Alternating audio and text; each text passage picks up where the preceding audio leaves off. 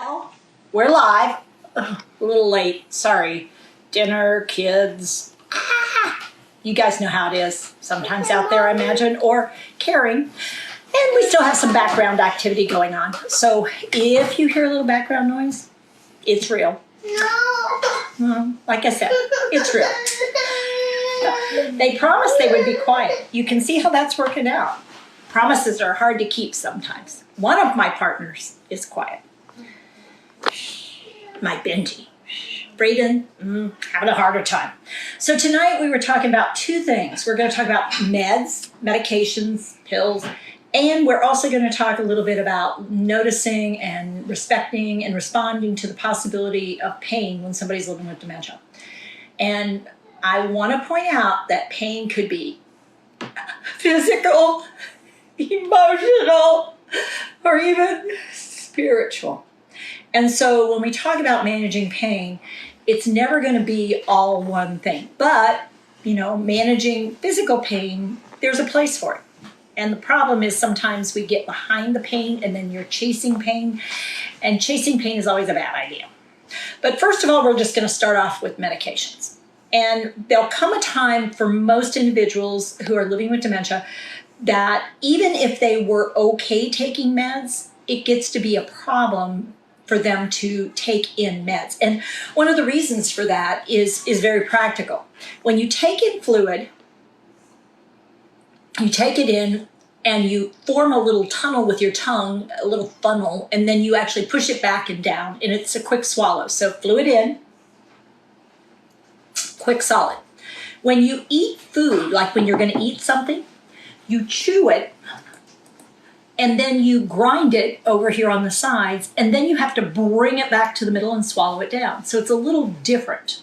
I'll demonstrate with a leftover noodle.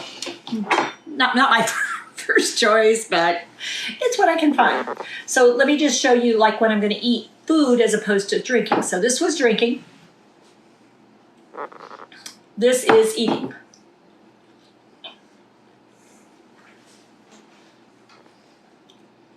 So what do you notice? The food got switched over to my cheek area, and I'm grinding it up a little bit, chopping it up, using saliva. And then what I did is I moved it to the middle, my tongue, my cheek, my negative internal pressure there. In other words, I closed my lips, I closed the nares, I closed my epiglottis went cover the airway, and it opened up my esophagus so I could send the stuff down. When we combine, so we do pills with a liquid, this is what gets a little tricky. So I'm going to demonstrate it because I don't need to take any pills right at the moment. We're combining a liquid and a solid together, all at the same time. So there we go. So I've got a pill to take. So what we mostly do is we put the pill in,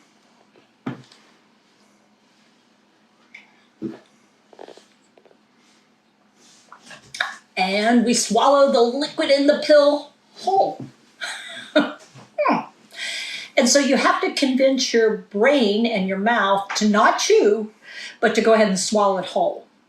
And that's actually pretty complicated because you've got a liquid moving at the same time you're a solid, and so you want to get it down. So what starts to happen is you give somebody, let's say, a pill,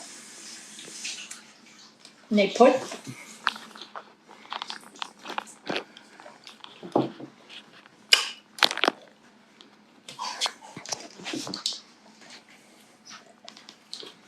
and they keep drinking,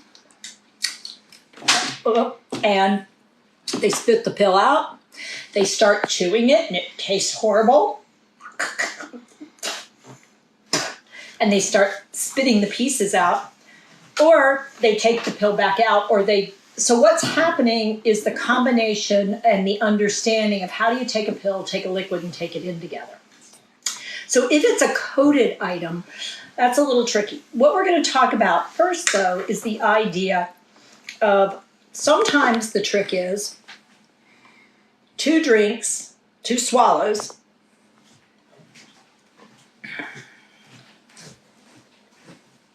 to wet the mouth. So now it's wet. So it's not likely that the pill will stick anywhere. Put the pill in,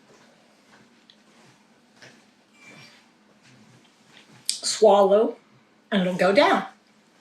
Now, did you notice me almost doing something? What did you guys notice? Did you notice that little head thing? Yeah, that gets to be dangerous for people living with dementia, because what I'm actually doing is I'm putting the pill in, putting the liquid in,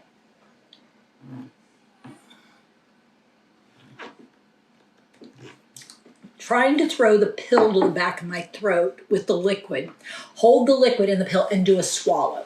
And it turns out that for people moving into dementia, that gets to be an uncoordinated activity. And so you...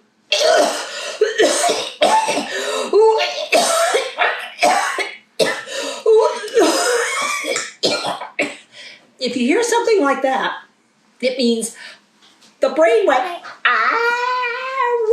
risky, dangerous. It doesn't seem like it's working. So in other words, your brain went, uh-oh, liquid, solid, not working together. I don't know what to do. Panic. And so what we don't want to do is encourage people to throw that pill to the back of their throat, even if they can early on. And if it's a habit, we want to start looking at it and say, is there anything we can do with that? Primarily because what the risk is that they'll get to a place where it starts causing aspiration. And that's what I was just showing you, some aspiration. It wasn't silent, it was a known aspiration.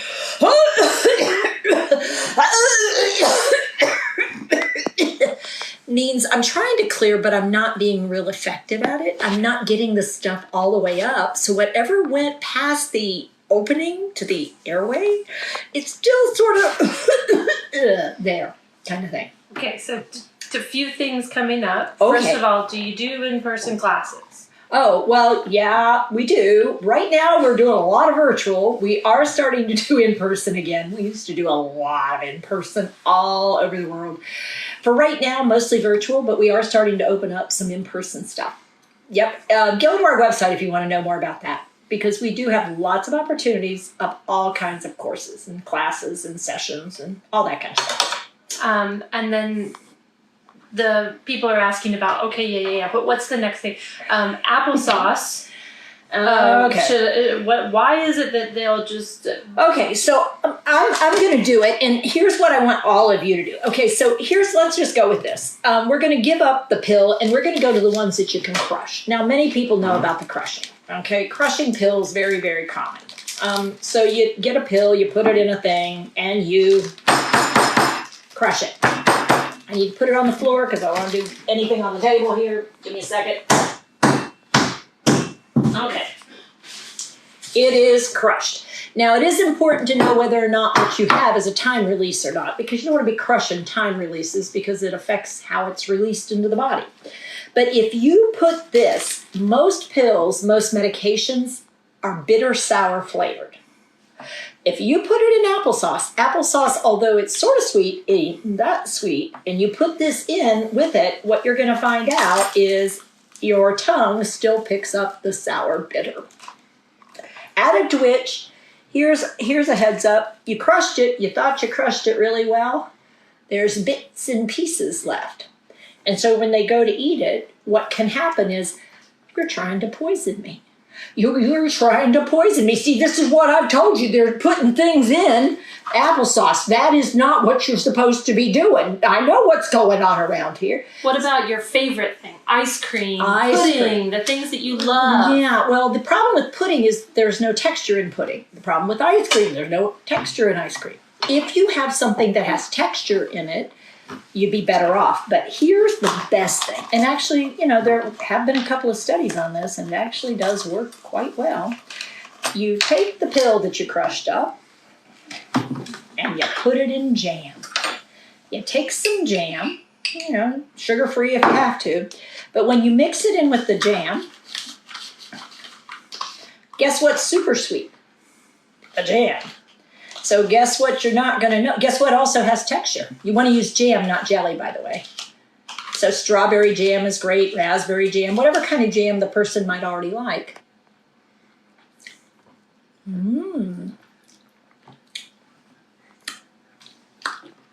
It's great. You can even put some on a piece of bread, a corner of bread, a cracker, piece of bread. Oh, toast. or something else, but it'll go right down. So the trick with meds frequently is don't make them meds. Make them something really pleasurable to eat, or look at getting it made into a liquid. Many things can be done in a liquid form if you ask the provider. So switch it to a liquid and put it in something to drink. Now again, you want to make sure that whatever the drink is, this doesn't make it bitter or sour. Unless the person really likes bitter or sour drinks. Unusual for somebody living with dementia. So those are a couple tricks. It is important if you did do something like, let's say a pain medication like acetaminophen or ibuprofen, you want to make sure you follow it up with another full glass of liquid, like water, because it is designed to be added with water, not just enough to get the pill down. And I think one of the things that happens is we forget to follow it up with more fluid. And somebody asked about visuals. So could you demonstrate a few of the visuals? If you know I can do it, and I'm still able, but I'm not doing what you're asking. Step number one, I happen to know Amanda's right-handed. So here's what I've got to do.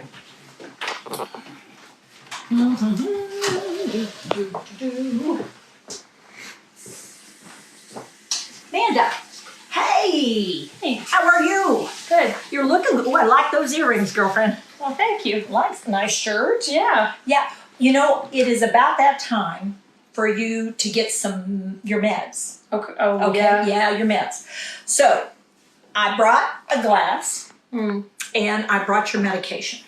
Okay. Okay, and I would have this in a little cup. So I'm going to have you go ahead and take 2 sips. Try that. Go ahead. There you go. You got it? Mm-hmm. Okay, and again. Okay. Do these ones now? And then you've got that. Now you want to do this one first or this one first? This one. That one first. Okay. So go ahead, Amanda, and put it in. There you go. And swallow. There you go. Oh, you got it? Okay. You're going to chew it up a little bit? I'm gonna. Oh, yeah. Yeah, have a little bit more. Ugh, huh? Ooh, wow. Yeah, not best. Not the best. Not the best. Yeah. It might be easier if you try swallowing it down. Here, tell you what. I'm going to put my hand right here because I don't want you to throw your head back. Okay. Now, what I'm doing, and we'll turn sideways. If you have somebody who does tend to throw their head back, and you have a good relationship. Now, I wouldn't do this if somebody doesn't like you. They have to sort of like you. But what I'm going to do is take my arm, put my elbow behind the crown of her head back here, put my hand in front of her shoulder over here. So Amanda, go ahead and try to tip your head back. And what I'm doing is blocking her head from going back. In other words, I don't want her to open her airway up, this is the position for CPR because it opens up the airway. So what I might actually do in this case is be a little taller than her because she's a little taller than me. But what I want to do in this case is I'm going to have her with my hand. Here you go. Do this. And now see if you can get that to go down. Oh, got it. Did you get it? Mm-hmm. Okay. And I'm looking for the swallow. There it went. Good.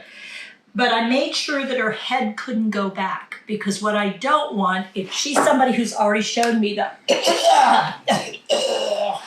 I don't want to set that up again. The other thing to think about is which of these pills is the most important. So I picked the 2 that I know I really want to try to get in because if she stops now, at least I got the most important one in and then I go with the second most. What I didn't do is give her 5 pills all at once. Or try to put several in at once. I also won't associate this. I'll try not to do this anywhere near a meal, primarily because if she's been eating, then it's going to be even more common for people to start chewing the pills rather than just swallowing them down. And I want to make sure I do do the 2 sips before we start, so I get a really strong swallow before I get going. So those are some of the ideas to go with. People may have more questions. If you do, throw them out there because we'll do our best to try to deal with it. What I would say is if somebody doesn't really like taking pills, we don't want to make this a battle. We've got to sort of talk with the provider and go, okay, what are the essentials? How can we get it to a place where we can do something like with jam or something that's going to be less intrusive? How can I figure this out? Because we don't want to do battle on things, whether it's bathing, whether it's getting dressed, undressed, or whether it's taking meds, because what we can end up with is something that makes our life harder, their life harder, and it doesn't get us in a reasonable position. So some people are saying meds have become a battle, and people can say mean and hurtful things when you're just trying to help. So what are some of the recommendations you have when the mean and hurtful things come out? When the mean and hurtful things, so for instance, you're an idiot, leave me alone, I hate you, you're trying to kill me, or whatever it might be. The first thing I usually recommend is, wow, I've made you really angry. You're really ticked off at me. You're really frustrated with what I'm doing. I'm really sorry. I was trying to help and it's not helpful. And I've frustrated you. I've made you angry. I'm irritating you. What I'm doing isn't helpful. You're really angry with me. I hear you. And this thing that I'm trying to get you, taking this pill, it feels like I'm trying to control you or do something. I am so sorry. Okay, that's not working, is it? So in acknowledging this is not a thing that's working. This is not a thing that's actually getting us somewhere. And saying, I'm sorry I've disappointed you. I'm sorry I'm frustrating you. I'm sorry I was trying to help. And to really acknowledge and even take your hands and move them back and say, I am sorry. I really didn't mean to do something to make you so angry with me.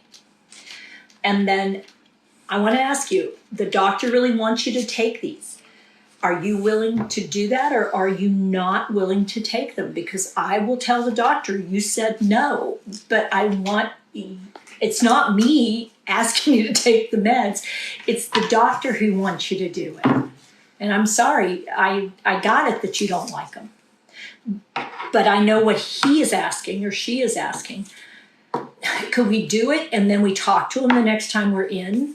And you can let them know how ticked off you are about this whole thing. Because, I get it. And if you're saying no, it's no. So it's an acknowledgement of they are the boss of themselves, and it's frustrating. And are the words they're saying necessarily what they mean? Do they mean to be mean to you? What they classically, when somebody is really being mean in those moments, it means they're feeling threatened. And what they're trying to do is get you to back off. Now, do they mean it as a personal attack? What they're trying to do is get you to stop doing what you're doing. Or they're trying to get you to understand their perspective. Now, the words they're using are hurtful words. If they've known you a while, there could be an element of personal history in this too, of you never listened to me. So it feels really personal when it's mostly speaking in what's called hyperbole, extremes, never, always, you're an idiot. Those are all words that are stored in the preserved section of brain. And when I can't find other words that say, I don't like this is unreasonable, shut up, you're an idiot, get away from me. And it sounds a lot more extreme, but the reason I'm being so extreme is it's hurting me. Oh, remember that pain thing that we talked about? It links. So if I feel threatened or endangered or uncomfortable with something, it's getting to be painful to me, then I will tend to push away more or try to get away more. It's a primitive part of the brain called the amygdala that starts getting real busy at this point. So we have a few people in emergency services and short-term respite, and how do you assess pain, but then how do you engage with somebody if you've never met them and you're in that emergency responsive space? Yeah. So if the person is not somnolent and unable to react or respond in any way, shape, or form, so that they're awake and they seem to be somewhat able to notice things at all. So I'm not talking about somebody who's unconscious or unable to interact at all.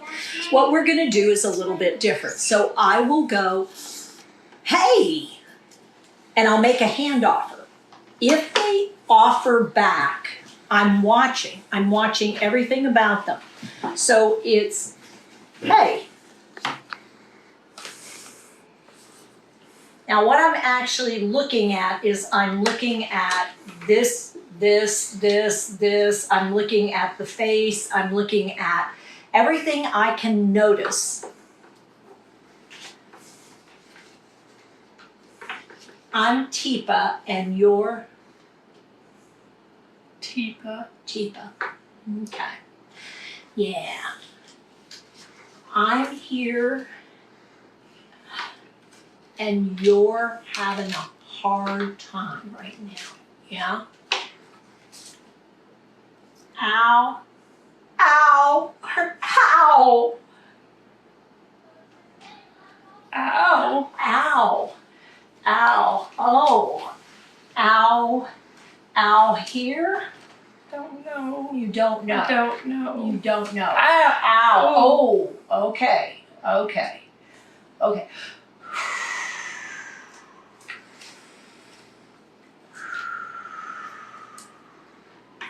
Yeah. Yeah. Here.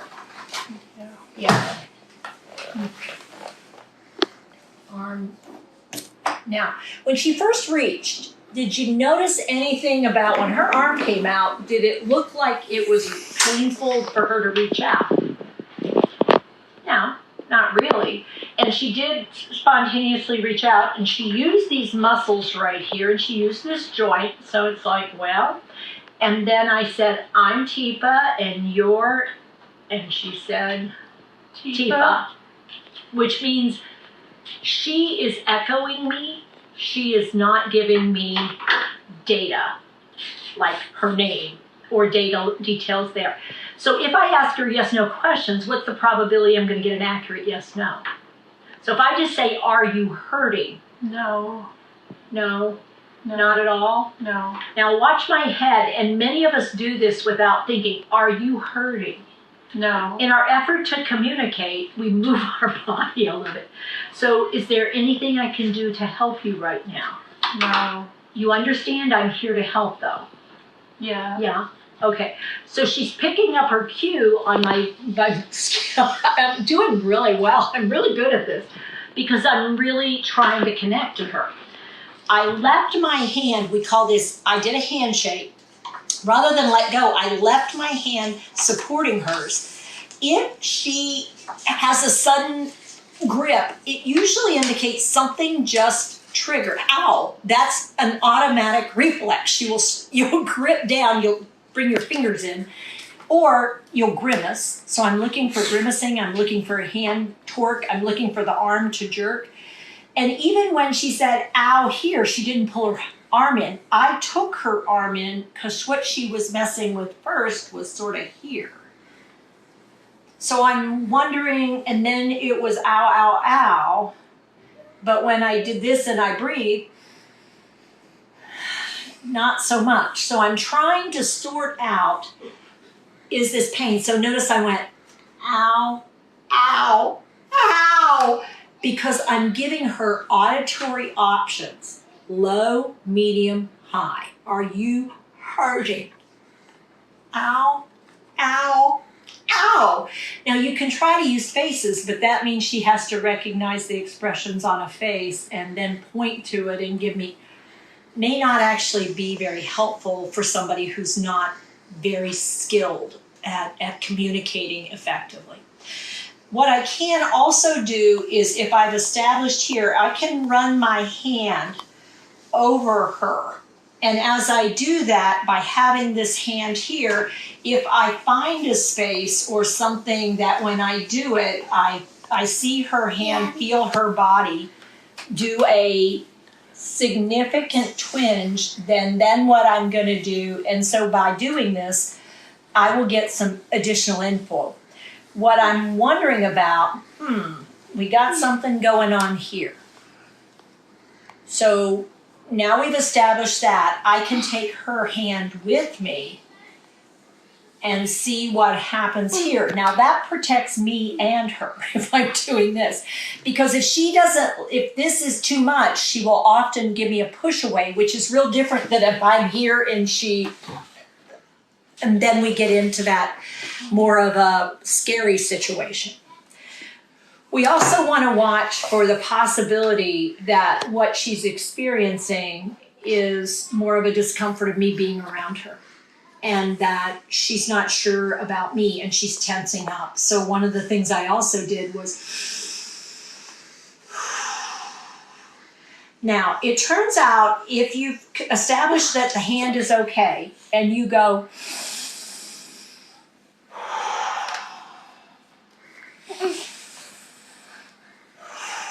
it's actually fairly difficult for another person not to breathe with you.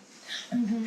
And if I can get oxygen flowing, I may actually find that what she's experiencing is guarding or stressing or distressing. And if I can bring that level of distress down, I may be able to do a more effective evaluation. So your Manda Bulgarelli? Snow Bulgarelli, or yes. Just Snow? Snow Bulgarelli. Snow Bulgarelli. Yeah. Yeah. That's right. Yeah, your Snow Bulgarelli. Now she's starting to move around a little bit more. Yeah, you were in the car. Oh. You were in the car. Yeah. Yeah. I was doing the driving one. You were doing the driving. Yeah. Yeah, and you were driving, and so I want you to come with me because we want to get this checked out. Okay? Okay, you might have bruised something. Yeah? Yeah, it hurts some. Yeah, it hurts some. But you're not hurting up here. No. Yeah. That's okay. Yeah, maybe did it scare you? Maybe. Maybe. It was a little scary. Yeah. Yeah, because there's actually no damage to the car, but we found her, she was in the car, she ran into something, but the bystanders said, she was going like 3 miles an hour. I mean, she just sort of ended up in front of the store. So, it's one of those moments where you go, okay, the data I have, she sounded like she was in a lot of pain. Maybe it was more scared than pain. So it gets a little tricky, but that's one way you can sort of at least start to wrap your head around this thing. There's more to learn about pain assessment. We spend a fair amount of time sort of helping people figure out what's going on and helping people manage pain. Because it's not about pain meds. Frequently, it's often about interaction rather than pain meds. So we may not be able to get to all the questions tonight, but if you ask, we will get back to you with stuff. So I know it's about time for us to sign off. You guys have been very generous with your time. But any final questions out there that are coming in from anybody? Ladies? No, just, I don't know if you want to give a big thank you to all these people who are here trying to learn this stuff. You've got lots of EMTs, lots of nurses, lots of frontline. So, well, thank you guys for doing what you do. You have an impossible job frequently. So thank you for being willing to learn new stuff, because I have worked with EMTs and I have certainly been in situations where you're trying to strap somebody on a gurney who weighs 85 pounds. And with 6 people, you're not sure you can get her done. And it's often because when you weigh 85 pounds and you think people are trying to kill you, you fight with everything you got. And unfortunately, that's really not helpful to you or them.